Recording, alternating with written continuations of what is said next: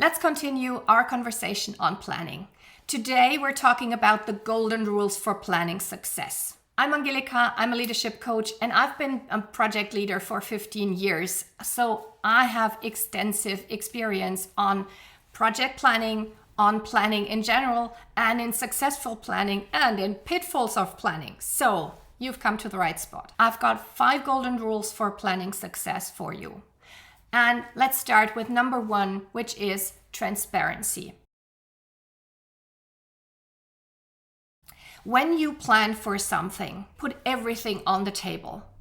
Don't put anything in the corner. Don't ignore something where you have a nagging feeling that there might be more involved.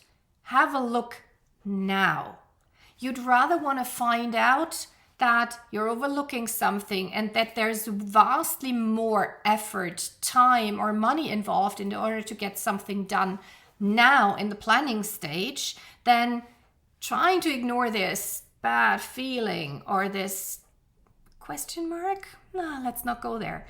If you do that, it will pop up, but probably much further down the line, 3-6 months further down the line. And by then you've already started your project. You've already invested your time. And when it comes up then, A, you will be so frustrated. B, if you're in a large scale organization, it's gonna have a massive impact on your reputation, on the money that the organization has to spend on doing that extra loop that could have been shown in the original planning stage. And it will also have a huge impact on the timeline of your original project. So if I've seen projects where the original timeline was 14 months, and then there was this tiny thing where people didn't actually follow through, and that then the project took 2.5 years. That is significant time, and it is significant money. So put everything on the table. And if you have a nagging feeling, follow it through. Dig deeper. You'd rather feel the pain now of getting acquainted with something that you didn't have on your radar. And that also means that you have to train the people you're working with, whether it's your team or a provider or your boss or a steering committee or another management gremium that you report to. You have to teach them to actually put everything on the table. That also refers to requirements, goals, interests, expectations. Otherwise, you cannot come up with a proper plan that actually has solid feet, or its feet on the ground, if a plan can have that. So transparency. We will revisit transparency one more time at the end of the video when we're talking about buffer time. But let's put this for the moment. Put everything on the table and be honest with yourself and make sure that you get everything on the table. Golden rule number 2. Planning is an iterative process. Don't expect to sit down once in that famous cliche way of you're the manager, the leader, the project manager, whatever your role is. I'm going to retreat into my cabin in the woods or into my ivory tower, not the Eiffel Tower, or into my cubicle, and I will come up with the perfect plan 3 days later, and then that's that. That's not how solid planning works. It is an iterative process of gathering information. Remember rule number 1, everything on the table. So you need to gather information. Then you need to process that information, put it into your plan. And then you need to get out there again. And you need to figure out, you need to validate it, challenge it. We're getting to that in a moment. You need to test it and make sure that you have everything in there. Otherwise, we have this solo exercise of one smart head, and if you are that smart head, all honors to you. But if you overlook something, your project, your plan, your budgeting year, your whatever you're planning for is going to fail. And this responsibility is huge, so you want to do it properly. And it's honorable to think You have to do it all on your own, and you do a large part of putting that plan together when you do your solo exercise of sitting down, diving deep, putting all the puzzle pieces together. But you also need to get out of your cubicle, your cabin, or wherever you retreated to, and go back into the world and have a validation, a test, and bring your baby, your plan out into the world and make sure that it's solidly covered and protected so that it doesn't fall together or get a cold and shrink and fall to pieces the moment real life starts. So planning is not a solo exercise, and it's also not, let's get to the solo exercise at the moment because interaction already kind of raised its head, but it's also not a single moment that you do your plan in your solo cabin.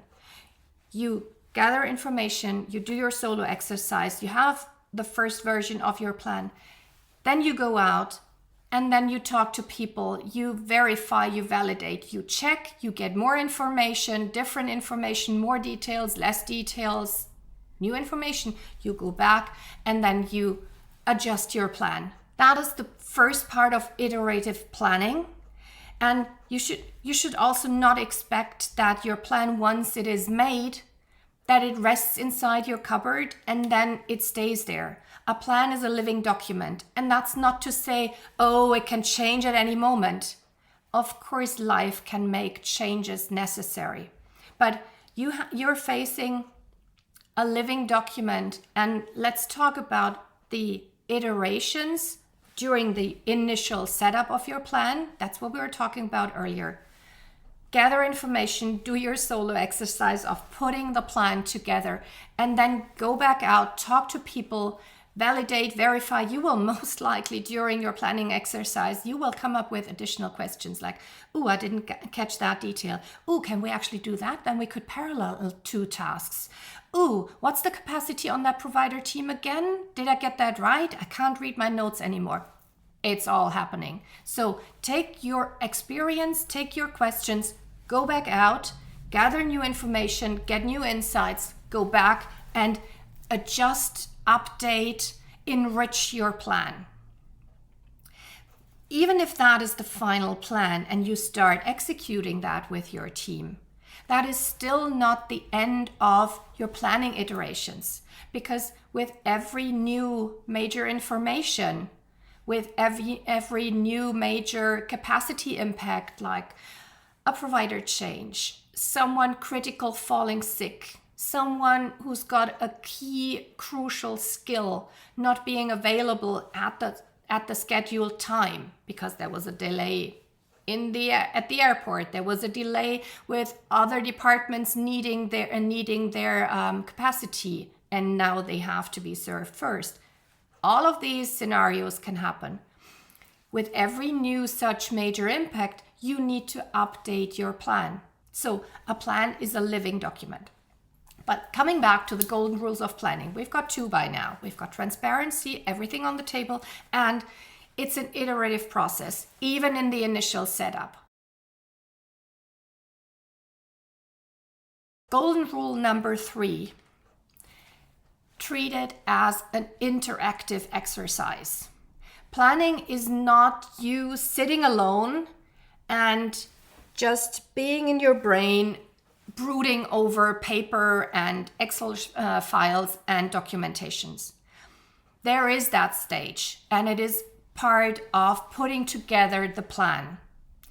But you need a communication to gather the input from the teams, from the team members who are actually going to execute that plan, whether it's your own team or it's a provider team, whether it's a vendor who is going to do some kind of delivery or logistics for you, or someone who is producing something for you, someone who's programming something for you or designing something for you, whoever is executing. You need to talk to them because they need to be involved in your planning. Otherwise, you're just basing your whole plan is based on assumptions. And then just imagine what happens. You are that nasty client who will just make those unreasonable demands because you were basing your plan on assumptions. You think that it has to be possible to do that in 3 weeks, but you never asked. And that's why you never understood that it actually takes 3 months, because there's something else involved that you couldn't have on your radar because it's their expertise. So do talk to those people who are actually going to execute on your plan. And the same goes for the other side, the people who are actually setting you their goals, like your boss, your management team, your steering committee, the project sponsor, the company's management, your client, the sales lead, whatever your scenario might be. If we're talking about you being a leader in a large organization, then there will be some kind of internal or external client for whatever you're planning for, whether that's your team's delivery over the whole business year or the next quarter, or whether that is an actual single project. So you want to make sure that you are in close contact and in iterations and interactions with the people who are actually setting their expectations, who have goals for what you're delivering, who may actually set goals for you and your team, if we're talking hierarchy, or if we're talking sales goals, or if we're talking a client's goals for when your product is being delivered. So there are actual goals from your stakeholders, and there may be expectations, which may or may not be so explicitly stated. And it's crucially important for you to figure out all those underlying expectations, because they are semi-goals. There are also those elements of what needs to be fulfilled in order to make this overall plan and the overall delivery a success. So do go and talk to those people who are involved, who have a stake in your project, in your plan. If you're doing your plan for you and you alone in your personal life, you may think that you don't have any stakeholders, like in the example that I've just given for a large-scale organization. And if you're living on your own, that may be completely true. But looking at your life, you probably have a couple of interactions with other people. Most of us do, unless you're really living off-grid. But you probably have your energy level that you need to consider, and you have your time and availability to consider. So if you're looking at your immediate environment, of the people you live with, of the expectations they have in terms of when and how much you are available to them, whether that's the number of times or certain times in the day, if you have kids or parents that you're taking care of, then you need to make sure that you consider these in your planning as well. So again, you can do that in your solo, just you and in your cave exercise, but you will be much better off, and your plan will be much more solid and much more realistic, and therefore sustainable to actually execute successfully when you have those interactions and conversations. Golden rule number 4, challenge your plan. What? Why would I do that? You've just done this fantastic puzzling of putting it all together. You've even gone back out and gathered more information, closed all your questions. Now you're sure you have this super plan. This is solid. Take it and have it challenged by other people. Whether that is a sparring partner or a coach, a mentor, or whether that is your team, your steering committee, your project sponsor, your boss, your client, the people you're working with or the people you're working for, the same people whose information you have taken in order to come to this fantastic, perfect plan. Make sure that there is no challenge that you've overlooked. What concerns do they have? What obstacles do they see? By actively inviting them to poke holes in your plan and to bombard it with critical questions, That's when you make it solid. That's how you come up with a realistic plan that is sustainable, especially if we're talking a lot of moving parts, a lot of people involved, and a lot of time that is going to go into executing this plan. Actively invite people to challenge your plan and treat it from your own attitude as a validation exercise. This is not to criticize you in your process. This is to make sure that your plan is solid. You may have overlooked something. You may have gotten an information wrong. Someone might have made a mistake in the briefing to you. Instead of 13 days, it's 30 days. It happens. Let's make sure that we're not overlooking something. And then we can all agree on, okay, this is a solid plan. Yeah, there will be things that will happen on the way, but this is a solid plan that can take us to the goal.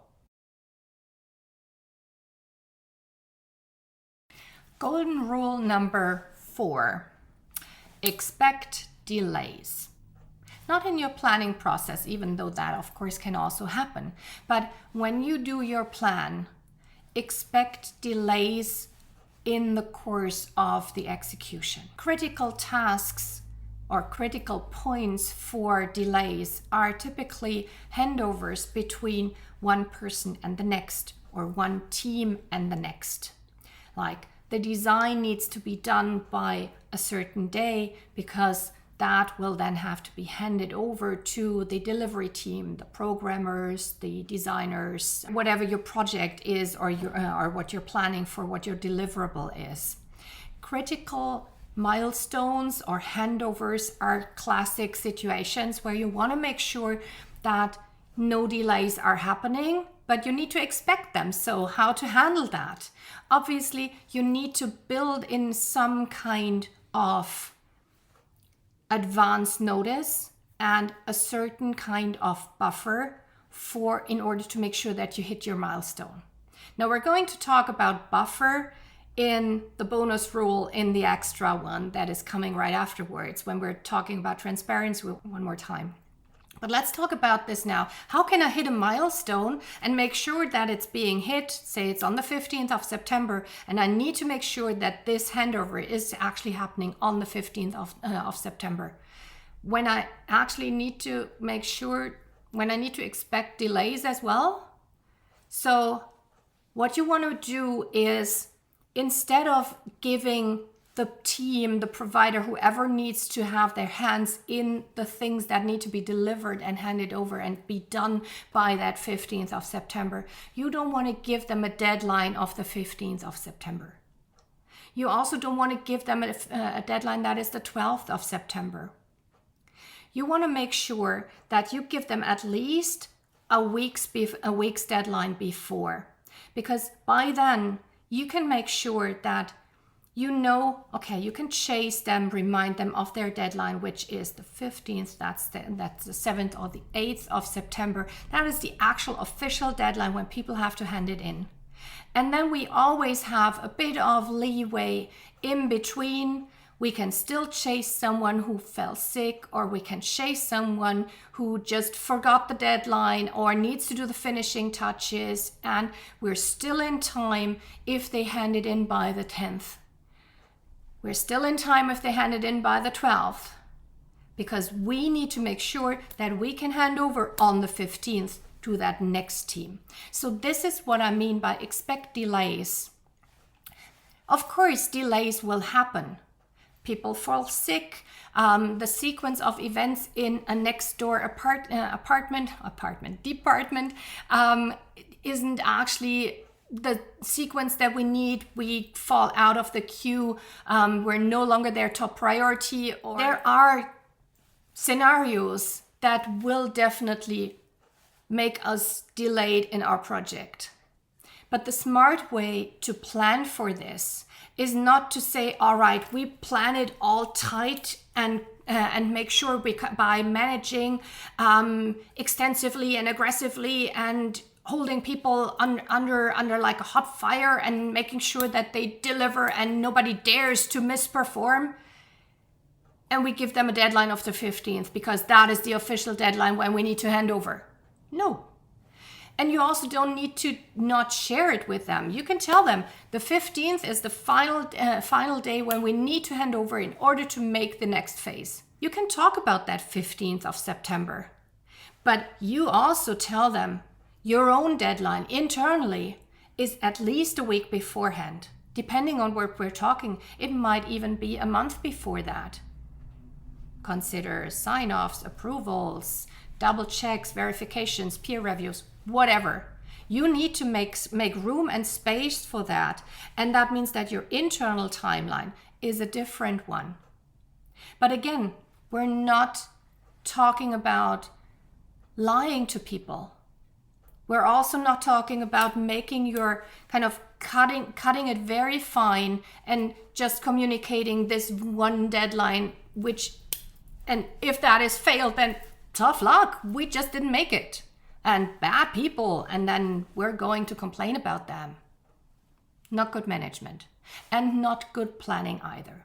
So do expect delays over the course of the execution of your plan. Same story in your personal life. That's when we're talking about unforeseen events with your kids, your family, your spouse, the school, your parents, whatever. We're also talking about your personal energy levels. We're talking about your capacity to be productive and focused on this day. You cannot plan for being at maximum performance solidly with no unexpected events. And the same goes for doing a plan for a larger scale organization or team. So rule number 5 is expect delays and plan for them, but plan smartly for them. Now here comes the bonus rule, basically, coming back to transparency from what I said at the beginning. And all of this ties into what I'm talking about now. And that is teach everyone that you're dealing with about doing this in a transparent and interactive way. What that means is you're not sharing one deadline with the client and another one with a team, or one with your internal team and another one with a provider. No, you're talking about one solid, transparent plan, and you're making it official and transparent that the 15th of September that I keep harping on about, that is the official milestone, and that your internal deadline for everyone who needs to deliver into that, therefore, is at least a week before. And everybody can know that. And that also means that this is your so-called buffer. A buffer is not some kind of hidden extra 2 days that we're kind of padding onto some of our tasks in order to make sure that management doesn't take the buffer away. I hear that so often. And whenever I present my project plan, management always wants to cut some time out of it. Yeah, of course, if they're used to people coming with padded estimates and with padded timelines, then of course they want to cut this short because management is impatient. They want to reach goals quickly as possible. But if you're the manager or project leader who is putting together a solid plan, then also teach and train your management that this is not a plan that has this padded estimate and those hidden buffers in there. You want to be able to talk with everybody involved in your project or team planning or business year about a solid plan and not think about like, ooh, what did I tell them? And I need to make sure that I cannot and that I'm hiding this and that. Make a solid, transparent plan and teach the people involved how you're dealing with your timelines. And if that 15th is the demarcation line, the milestone when things need to be handed over, tell everyone, no, dear management, we cannot move this up. Just because I've given an internal timeline to everybody who needs to deliver into that doesn't mean that the new deadline is a month before, a week before. No, because we need to make sure this time in between the internal and the real handover day, That is the time that we need in order to make up for people who are delayed, for people who fell sick, for the finishing touches, for something that we overlooked, for a peer review, for making sure that what we hand in here, that is actually solid. This is no buffer time the way it is communicated out there. Like, build buffer time in there. Pad your effort estimates because management is going to cut it anyway. They only cut it because they're used to people just putting in an extra 20% on everything just in case, because they already know that management will cut. That is irrational. And what's worse, it leads to a climate of mistrust and to something close to cheating, because you've got all these hidden extras in there.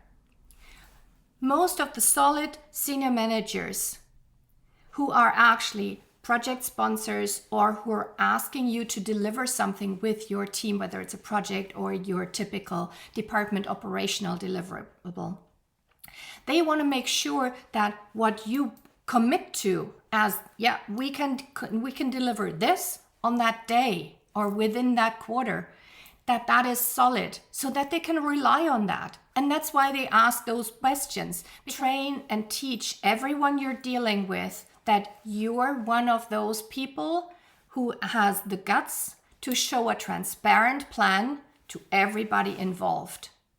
Because that is the only chance that your plan will actually be sustainable and that people will trust you to also come to you with an update that is bad news.